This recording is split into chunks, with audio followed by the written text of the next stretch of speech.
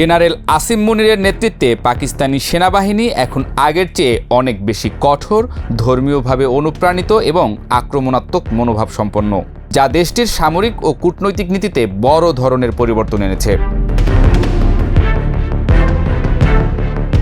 আন্তর্জাতিক পর্যবেক্ষকদের একাংশ, যেমন মধ্যপ্রাচ্য ও দক্ষিণ এশিয়ার বিশ্লেষকরা মুনিরকে জিহাদি জেনারেল বলে অভিহিত করেছেন, কারণ তিনি শুধু সীমান্ত নয় বরং পাকিস্তানের আইডিওলজিক্যাল ফ্রন্টিয়ার রক্ষার দায়িত্ব সেনাবাহিনীর উপর ন্যস্ত করেছেন। তার বক্তব্যে কাশ্মীরকে পাকিস্তানের শিরা বলে উল্লেখ করা হয়েছে, দ্বিজাতি তত্ত্বের প্রতি জোরালো অবস্থান এবং হিন্দু মুসলিম বিভাজনকে প্রকাশ্যেই তুলে ধরা হয়েছে, যা অতীতে জেনারেল জিয়াউল হকের সময়ে ধর্মীয় জাতীয়তাবাদের চেয়েও বেশি স্পষ্ট। মুনিরের কৌশলগত ডক্ট্রিনে রয়েছে দেশের অভ্যন্তরের কঠোর দমননীতি, রাজনৈতিক বিরোধী ও বিদ্রোহীদের বিরুদ্ধে জিরো টলারেন্স এবং ভারতের বিরুদ্ধে উস্কানিমূলক ও চ্যালেঞ্জিং অবস্থান। সাম্প্রতিক পেহেলগাম হামলার আগে তার বক্তব্য ও কাশ্মীর ইস্যুতে উগ্র অবস্থানকে অনেকেই হামলার প্ররোচনা হিসেবে দেখছেন। ভারতের সাম্প্রতিক প্রিসিশন স্ট্রাইক ও ড্রোন হামলার পর মুনিরের সামনে এখন বড় দোটানা, পাল্টা প্রতিশোধ নিলে পূর্ণাঙ্গ যুদ্ধের ঝুঁকি, না নিলে অভ্যন্তরীণ ও সামরিক মর্যাদায় চ্যালেঞ্জ। যদি তিনি সীমিত পাল্টা প্রতিক্রিয়া দেন, তা হতে পারে রাজৌরি, পুঞ্চ সীমান্তে হামলা, স্নাইপার বা ড্রোন ব্যবহার করে। কিন্তু যদি তিনি সরাসরি সামরিক প্রতিক্রিয়ার পথ বেছে নেন, তবে তা কাশ্মীর সীমান্তে বা ভারতের পাঞ্জাব অঞ্চলে পূর্ণাঙ্গ যুদ্ধের রূপ নিতে পারে, যার পরিণতি পারমাণবিক উত্তেজনার ঝুঁকিও তৈরি করতে পারে। পাকিস্তানের অর্থনীতি ও সামরিক শক্তি টানা যুদ্ধের জন্য প্রস্তুত নয়, অথচ মুনিরের ধর্মীয় ও জাতীয়তাবাদী বক্তব্য সেনাবাহিনীর অভ্যন্তরীণ ও রাজনৈতিক বৈধতা ধরে রাখার চেষ্টা করছে। নতুন ডক্ট্রিনে মুনির শুধু সীমান্ত নিরাপত্তা নয়, বরং পাকিস্তানকে হার্ড স্টেট বা কঠোর রাষ্ট্রে রূপান্তরের চেষ্টা করছেন, যেখানে সেনাবাহিনী এই দেশের মূল ক্ষমতার উৎস। আফগানিস্তান, ইরান ও ভারতের সঙ্গেও তিনি আগের তুলনায় বেশি কড়া ও প্রতিক্রিয়াশীল, যেমন আফগান সীমান্তে কঠোর অভিযান, ইরানের ওপর পাল্টা মিসাইল এবং বেলুচ বিদ্রোহীদের দমনের শক্ত অবস্থান। আন্তর্জাতিক পর্যবেক্ষকরা বলছেন, আসিম মুনিরের এই হট হেডেড ও ধর্মীয় জাতীয়তাবাদী নেতৃত্ব পাকিস্তানকে আরও বেশি নিরাপদ আধিপত্যবাদী রাষ্ট্রে পরিণত করছে, যেখানে গণতান্ত্রিক প্রতিষ্ঠান ও রাজনৈতিক প্রক্রিয়া সেনাবাহিনীর ছায়ায় চলে যাচ্ছে। ভারতের প্রতিক্রিয়াও বেশ কড়া। প্রধানমন্ত্রী মোদি ঘোষণা দিয়েছেন, কাশ্মীরের রক্তের বদলা হবে সীমান্তের বাইরে। সীমান্তে ড্রোন ও ক্ষেপণাস্ত্র টহল বেড়েছে, সেনাবাহিনী পুনর্বিন্যাস করেছে রাজৌরি, পুঞ্চ এবং গিলগিট সীমান্তে। দিল্লি এখনও যুদ্ধ ঘোষণা না করলেও যুদ্ধ প্রস্তুতির বার্তা স্পষ্ট। জেনারেল মুনিরের নেতৃত্বে পাকিস্তান সেনাবাহিনী এখন আগের চেয়ে বেশি ধর্মভিত্তিক, জাতীয়তাবাদী ও আক্রমণাত্মক। তার নতুন সামরিক ডক্ট্রিন দক্ষিণ এশিয়ায় উত্তেজনা, অনিশ্চয়তা এবং সংঘাতের ঝুঁকি বাড়িয়ে তুলছে।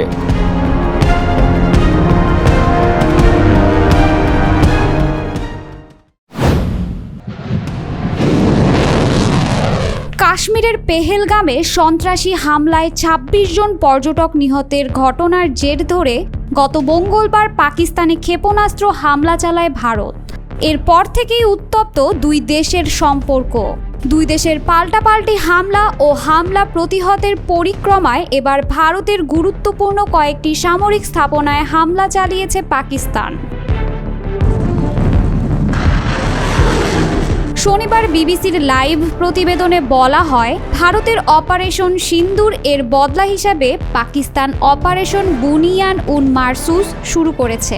পাকিস্তানি সংবাদ মাধ্যম ডনে বলা হয়, ৩ বিমান ঘাঁটিতে হামলার পাল্টা জবাবে এ হামলা চালানো হয়েছে বলে জানিয়েছে পাকিস্তান সরকার। ভারত সরকারও এ তথ্য নিশ্চিত করেছে। ভারতীয় সেনাবাহিনীর কর্নেল সোফিয়া কুরেশি জানান, পাকিস্তান ভারতের বিমান ঘাঁটিগুলো লক্ষ্য করে উচ্চগতির ক্ষেপণাস্ত্র ছুড়েছে।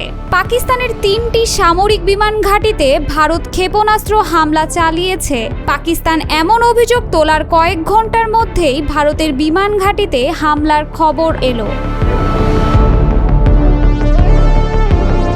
শনিবার পাকিস্তানের 3 বিমান ঘাঁটিতে ভারতের ক্ষেপণাস্ত্র হামলার কথা উল্লেখ করে পাকিস্তানের ফেডারেল সরকার ওই বিবৃতিতে জানায়, ভারত আমাদের দেশ, জনগণ ও সার্বভৌমত্বের ওপর হামলা চালিয়েছে, তাই আমরা এই জবাব দিয়েছি।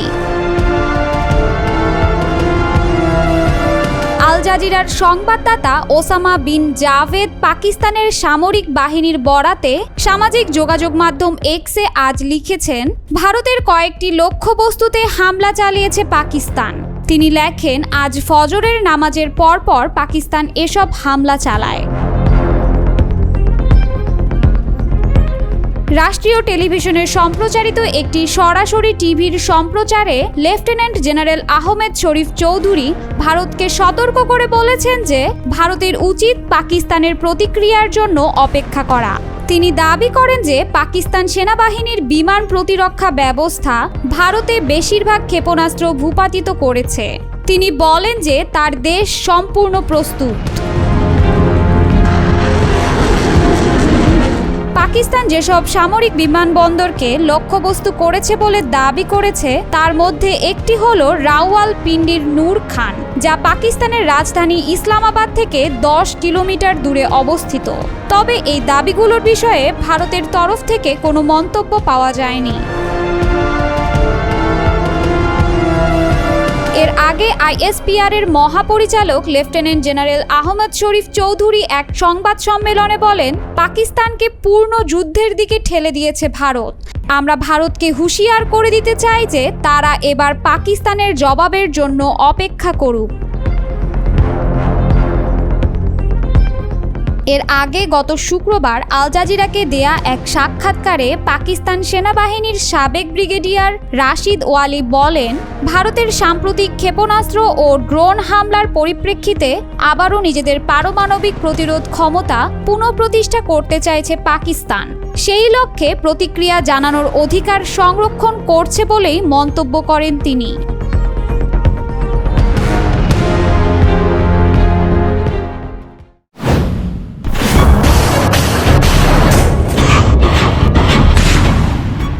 এবার রাশিয়াকে স্বল্প পাল্লার ক্ষেপণাস্ত্রের লঞ্চার পাঠাবে ইরান। বার্তা সংস্থা রয়টার্সের এক প্রতিবেদনে উঠে এসেছে এমন তথ্য।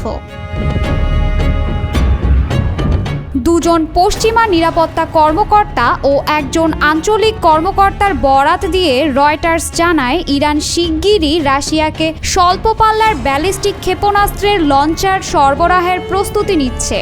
যুক্তরাষ্ট্র বলছে, রাশিয়া ইউক্রেন যুদ্ধে ইউক্রেনের বিরুদ্ধে ব্যবহারের জন্য তেহরান গত বছর রাশিয়াকে এসব ক্ষেপণাস্ত্র সরবরাহ করেছিল। ফাদ 360 নামের এই লঞ্চার রাশিয়ার হাতে গেলে তা ইউক্রেনের ওপর দীর্ঘস্থায়ী আক্রমণে সহায়তা করবে। এছাড়াও মস্কো ও তেহরানের মধ্যে ক্রমবর্ধমান নিরাপত্তার সম্পর্ক আরও জোরদার করবে এই লঞ্চার। বিশ্লেষকরা জানায়, প্রায় 120 কিলোমিটার পাল্লার ফাদ 360 রাশিয়ার সেনাবাহিনীকে ইউক্রেনীয় ফ্রন্টলাইনে, সামরিক স্থাপনায় ও সীমান্তের কাছাকাছি জনবসতিতে হামলার সুযোগ করে দিবে। গত বছর সেপ্টেম্বরে যুক্তরাষ্ট্র জানিয়েছিল, ইরান 9টি রাশিয়ান পতাকাবাহী জাহাজে এসব ক্ষেপণাস্ত্র পাঠিয়েছিল। তবে নিষেধাজ্ঞার আওতায় পড়ায় লঞ্চারগুলো গন্তব্যে পৌঁছতে পারেনি। পশ্চিমা নিরাপত্তা কর্মকর্তা ও আঞ্চলিক কর্মকর্তারা জানান, ফাদ 360 লঞ্চার দ্রুতই রাশিয়ায় পৌঁছে যাবে। তবে এই লঞ্চারগুলো আগে কেন পাঠানো হয়নি সে ব্যাপারে বিস্তারিত কিছু জানাননি। তবে রাশিয়া ও ইরানের দাবি, ইউক্রেনে রাশিয়ার আগ্রাসনে সাহায্য করতে তেহরান ক্ষেপণাস্ত্র বা অন্য কোনো অস্ত্র পাঠায়নি। অন্যদিকে যুক্তরাষ্ট্র, ইউক্রেন ও ইউরোপীয় কর্মকর্তারা বলেছেন, রাশিয়াকে হাজার হাজার ড্রোন ও গোলাবারুদ সরবরাহ করেছে ইরান। মার্কিন সেনাবাহিনীর জেনারেল ক্রিস্টোফার ক্যাভলি সম্প্রতি কংগ্রেসে বলেছেন, ইরান রাশিয়াকে 400-র বেশি স্বল্প পাল্লার ব্যালিস্টিক ক্ষেপণাস্ত্র দিয়েছে, যা সম্ভবত ফাদ 360 এর কথাই নির্দেশ করে। ইরান ফাদ 360 ছাড়া অন্য কোনো স্বল্প পাল্লার ক্ষেপণাস্ত্র রাশিয়াকে সরবরাহ করেছে বা রাশিয়া সেগুলোর ব্যবহার করেছে এমন কোনো প্রকাশ্য রিপোর্ট এখনো পর্যন্ত পাওয়া যায়নি। বিশ্লেষকরা ধারণা করছেন এই ক্ষেপণাস্ত্র মোতায়েনের ফলে ইউক্রেন ও রাশিয়ার যুদ্ধবিরতি ও শান্তি আলোচনার জন্য প্রেসিডেন্ট ডোনাল্ড ট্রাম্পের প্রচেষ্টা এবং ইরানের পারমাণবিক কার্যক্রম সীমিত করতে আলাদা চুক্তির উদ্যোগ আরও জটিল হয়ে উঠতে পারে। আঞ্চলিক কর্মকর্তা বলেন, লঞ্চার সরবরাহে দেরির কয়েকটি কারণের মধ্যে একটি হচ্ছে ওমানের মধ্যস্থতায় চলা যুক্তরাষ্ট্র ও ইরানের মধ্যে পারমাণবিক আলোচনায় কিছু প্রতিবন্ধকতা দেখা দিলেও গত শুক্রবার ইরান জানিয়েছে তারা রবিবার ওমানের চতুর্থ দফার বৈঠকে অংশ নিতে সম্মত হয়েছে। রয়্যাল ইউনাইটেড সার্ভিসেস ইনস্টিটিউটের গবেষক জ্যাক ওয়াটলিং বলেন, ইরান পারমাণবিক আলোচনাকে রাশিয়ার সঙ্গে অস্ত্র সরবরাহের বিষয় থেকে আলাদা করেই দেখবে। এই লঞ্চার ব্যবহার করে রাশিয়া ইউক্রেনের ওপর চাপ বাড়াতে পারবে বলে ধারণা বিশেষজ্ঞদের। ইন্টারন্যাশনাল ইনস্টিটিউট ফর স্ট্র্যাটেজিক স্টাডিজের গবেষক ফ্যাবিয়ান হিঞ্জ বলেন, রাশিয়ান বাহিনী ফাত 360 দিয়ে দ্রুত ও সহজে আঘাত হানতে পারবে। এটি অল্প সময়ে প্রস্তুত করে অত্যন্ত দ্রুত গতিতে আঘাত হানতে সক্ষম। বিশ্লেষকদের মতে রাশিয়ার ফাত 360 ব্যবহারের ফলে ইউক্রেনের সীমিত মিসাইল প্রতিরক্ষা ব্যবস্থার ওপর চাপ অনেক বাড়বে, কারণ রাশিয়া ইস্কান্দারের মতো উন্নততর মিসাইল দিয়ে লক্ষ্য করে পাওয়ার গ্রিড সহ দূরপাল্লার গুরুত্বপূর্ণ অবকাঠামো ধ্বংস করে দিতে পারবে। নেদারল্যান্ডস ডিফেন্স একাডেমির সহযোগী অধ্যাপক র্যালফ স্যাভেলসবের্গ বলেন, ফাত 360 এমনভাবে তৈরি যে এটি কম প্রশিক্ষণপ্রাপ্ত ব্যক্তিরাও চালাতে পারে। তিনি বলেন, রাশিয়া কেন অপেক্ষাকৃত দুর্বল ইরানি ক্ষেপণাস্ত্র কিনবে?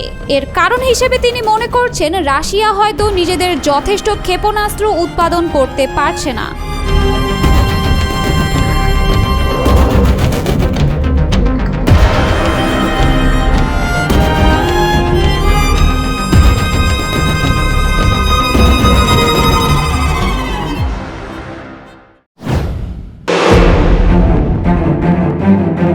ইসরায়েল ফিলিস্তিন দ্বন্দ্বে বরাবরই ইসরায়েলের বন্ধু হিসেবে পাশে ছিল যুক্তরাষ্ট্র, তবে এবার দুই মিত্রের সম্পর্কের মোড় ইউটার্ন নিয়েছে। ইসরায়েলের প্রধানমন্ত্রী বেনিয়ামিন নেতানিয়াহুর সঙ্গে সব ধরনের যোগাযোগ বিচ্ছিন্ন করার সিদ্ধান্ত নিয়েছেন যুক্তরাষ্ট্রের প্রেসিডেন্ট ডোনাল্ড ট্রাম্প। শুক্রবার ইসরায়েলের সংবাদ মাধ্যমের বরাতে তুর্কি সংবাদ মাধ্যম আনাদলু এজেন্সির এক প্রতিবেদনে উঠে আসে এমন তথ্য।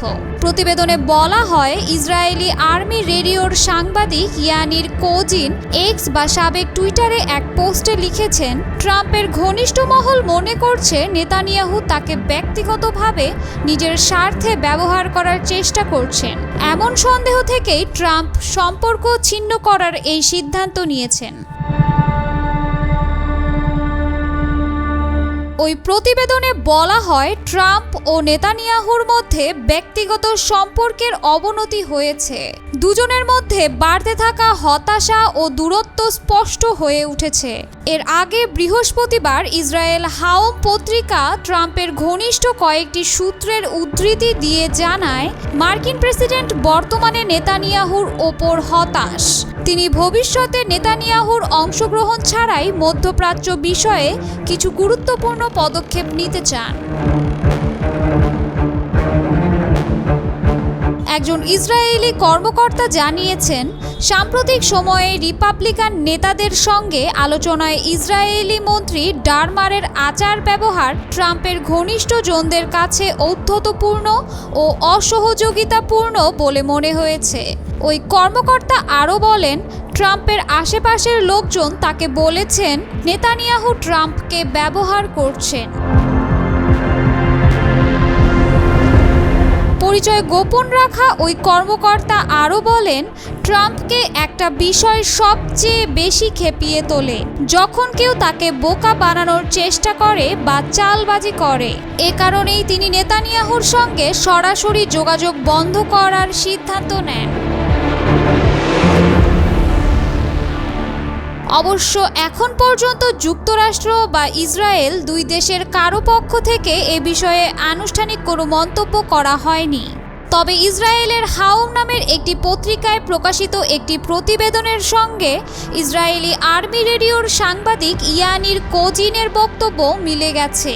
ডানপন্থী এই পত্রিকা নেতানিয়াহুর ঘনিষ্ঠ বলে পরিচিত।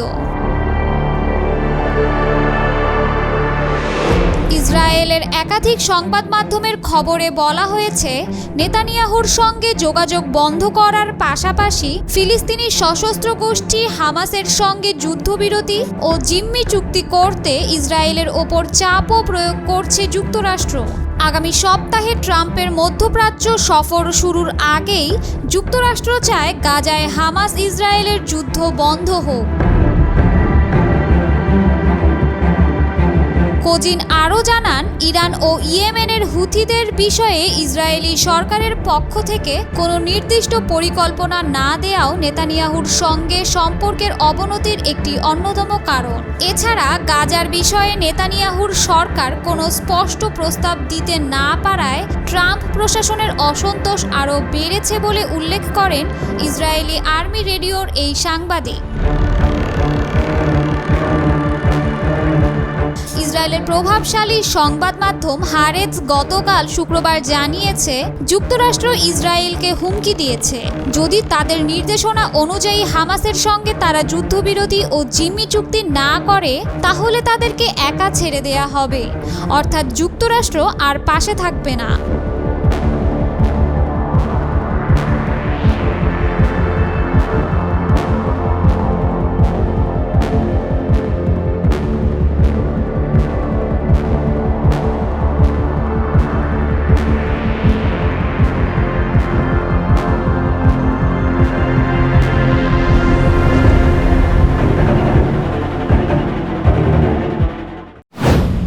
ভারতের অপারেশন সিন্দুরের বদলা হিসাবে অপারেশন বুনিয়ান উন মারসুস শুরু করেছে পাকিস্তান। এমন উত্তেজনাকর পরিস্থিতির মধ্যে পাকিস্তানের সেনাপ্রধান আসিম মুনিরের সঙ্গে টেলিফোনে কথা বলেছেন মার্কিন পররাষ্ট্রমন্ত্রী মার্কো রুবিও। কিন্তু কি কথা হলো দুজনার?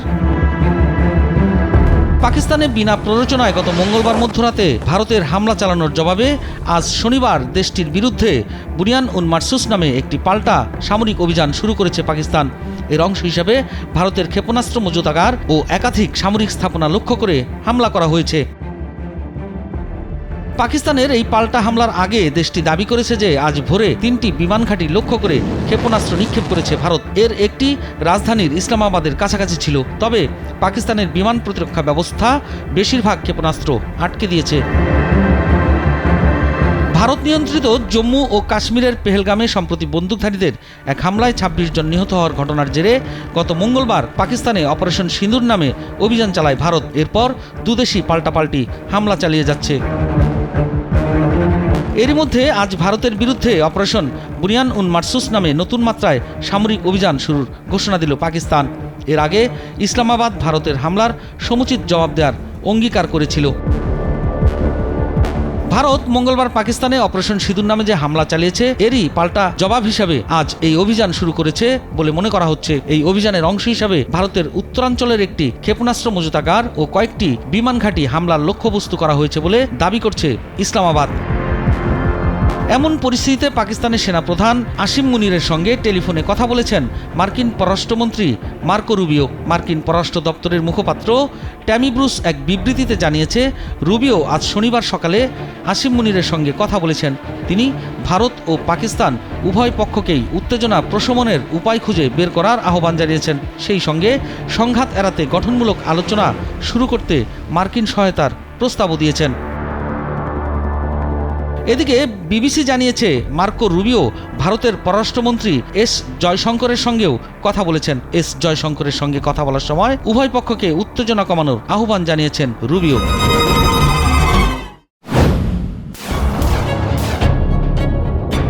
গত গত মঙ্গলবার মধ্যরাতে অপারেশন সিন্দুর এর মাধ্যমে পাকিস্তানে বিমান হামলা চালায় ভারত। এরপর থেকেই দুই দেশের মধ্যে পাল্টাপাল্টি ড্রোন ও বিমান হামলা চলতেই থাকে। ভারতের সেই হামলার জবাবস্বরূপ পাকিস্তান ও তুরস্কের তৈরি ড্রোন দিয়ে হামলা চালায় ভারতে। পাকিস্তান এই হামলায় ভারতের সামরিক ঘাঁটি ধ্বংসের দাবি করলেও ভারতের দাবি তাদের এয়ার ডিফেন্স সেই আক্রমণ ঠেকাতে সক্ষম হয়েছে। ভারতীয় এয়ার ডিফেন্স সিস্টেম মাল্টিলেয়ার্ড এবং অত্যাধুনিক, যেখানে রয়েছে রাশিয়ান S-400, ভারত ইসরায়েলি প্রযুক্তির বারাক 8, দেশীয় প্রযুক্তির আকাশ, ইসরায়েলি স্পাইডার এবং কুইক রিঅ্যাকশন SAM এর মতো বিভিন্ন ক্ষেপণাস্ত্র। এগুলো যুদ্ধবিমান, ড্রোন, ক্রুজ ও ব্যালিস্টিক মিসাইল সহ নানা ধরনের আকাশ হামলা প্রতিহত করতে সক্ষম। ভারতীয় সেনাবাহিনীর দাবি, বুধ ও বৃহস্পতিবার রাতে তাদের সামরিক স্থাপনাগুলোকে লক্ষ্য করে তুরস্কের তৈরি 300 থেকে 400 ড্রোন দিয়ে হামলা চালিয়েছে পাকিস্তানি সেনাবাহিনী। তবে পাকিস্তানের প্রধানমন্ত্রী খাজা আসিফ ভারতে এরকম কোনো হামলার কথা অস্বীকার করেছিলেন।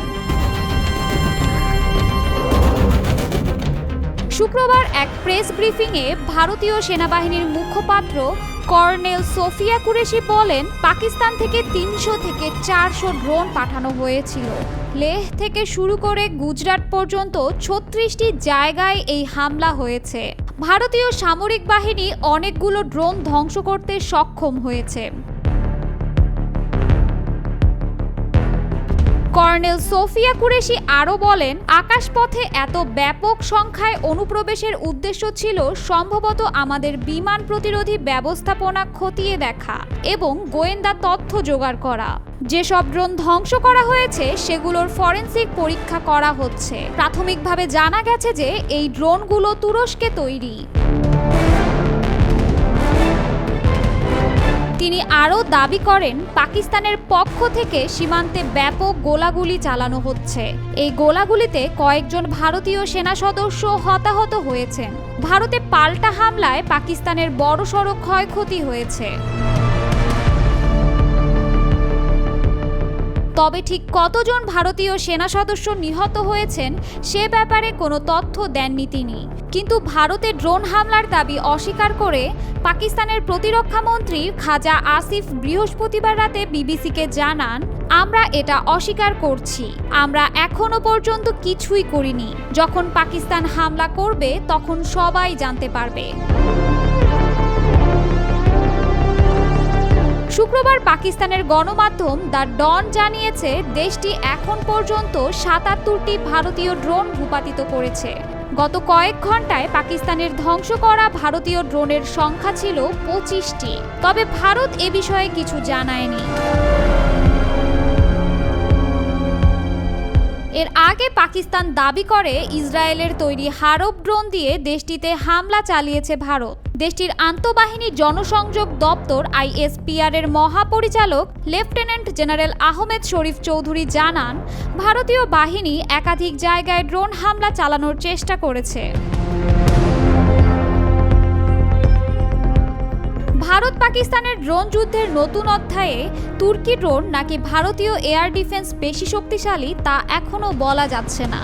কারণ একদিকে পাকিস্তান দাবি করছে তারা তুর্কি ড্রোন দিয়ে ভারতের এয়ার ডিফেন্স ভেঙে সামরিক ঘাঁটি ধ্বংস করতে সক্ষম হয়েছে, আবার অন্যদিকে ভারতের দাবি তারা পাকিস্তানের সকল হামলা সফলভাবে প্রতিহত করেছে।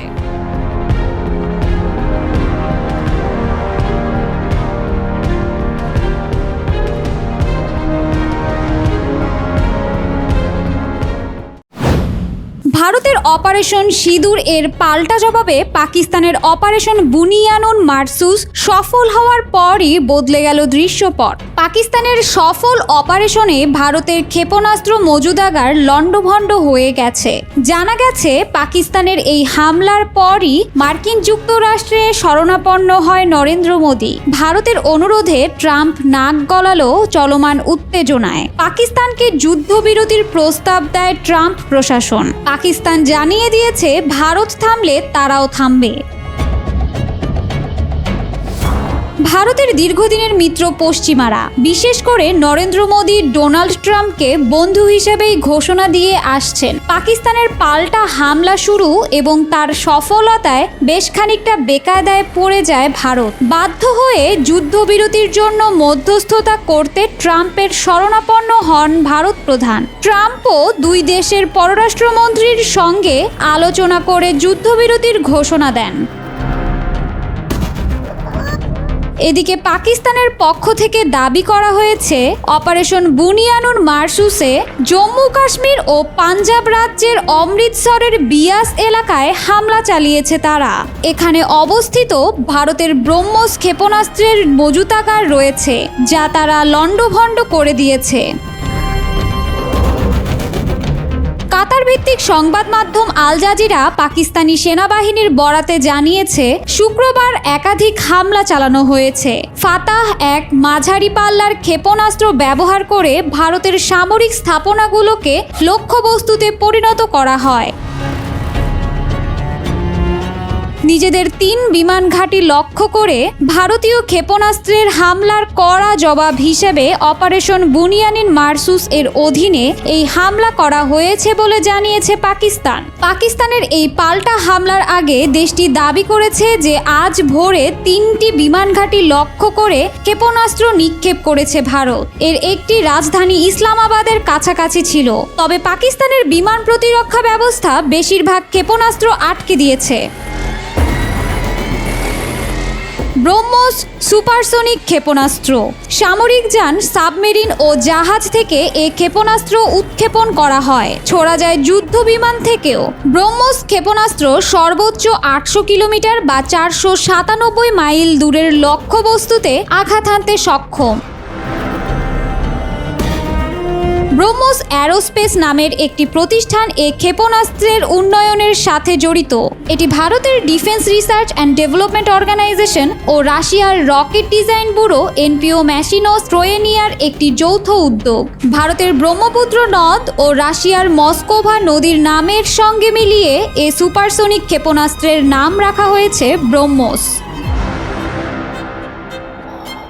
ভারত সরকারও এ তথ্য নিশ্চিত করেছে। ভারতীয় সেনাবাহিনীর কর্নেল সোফিয়া কুরেশি জানান, পাকিস্তান ভারতের বিমান ঘাঁটিগুলো লক্ষ্য করে উচ্চগতির ক্ষেপণাস্ত্র ছুড়েছে। শনিবার পাকিস্তানের 3 বিমান ঘাঁটিতে ভারতের ক্ষেপণাস্ত্র হামলার কথা উল্লেখ করে পাকিস্তানের ফেডারেল সরকার এক বিবৃতিতে জানায়, ভারত আমাদের দেশ, জনগণ ও সার্বভৌমত্বের ওপর হামলা চালিয়েছে, তাই আমরা এই জবাব দিয়েছি।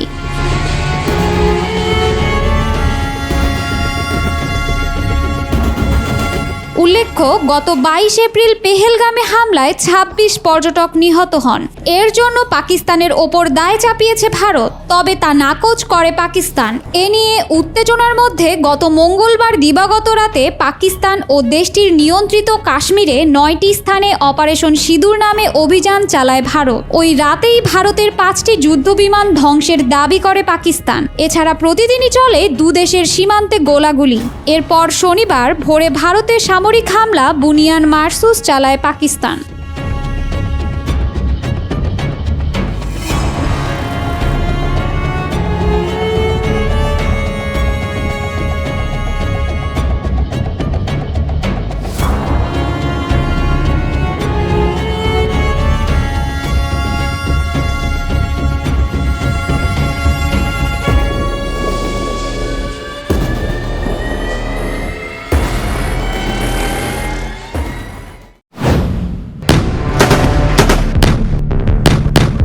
শেষ পর্যন্ত ভারতের সিঁদুর মুছে দিল পাকিস্তানের অপারেশন বুনিয়ানুর মারসুস।